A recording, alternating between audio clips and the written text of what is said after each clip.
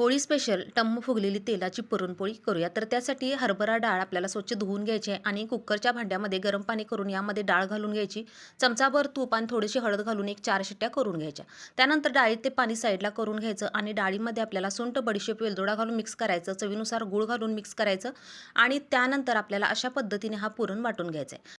आता 2 वाटी गव्हाच्या पिठामध्ये अर्धी वाटी मैदा आणि चवीनुसार मीठ घालून घ्यायचं. गरजेनुसार थोडं-थोडं पाणी घालून अगदी आपल्याला घट्ट पीठ मळून आपल्याला हे पाण्यामध्ये एक 10 मिनिटं भिजत ठेवायचं आहे. त्यानंतर 10 मिनिटानंतर आपल्याला हे पीठ अशा पद्धतीने कुस्करून एक 2 मिनिट घ्यायचं आहे. त्यानंतर आपलं हे पीठ इथं तयार झालेलं आहे.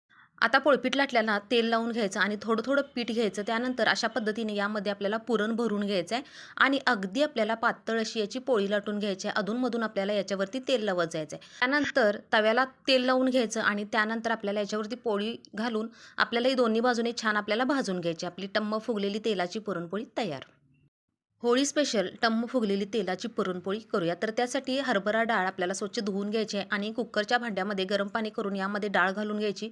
चमचाभर तूप आणि थोडीशी हळद घालून एक 4 शिट्ट्या करून घ्यायच्या. त्यानंतर डाळीत ते पाणी साईडला करून घ्यायचं आणि डाळीमध्ये आपल्याला सुंठ, बडीशेप, वेलदोडा घालून मिक्स करायचं. चवीनुसार गूळ घालून मिक्स करायचं आणि त्यानंतर आपल्याला अशा पद्धतीने हा पुरण वाटून घ्यायचा आहे.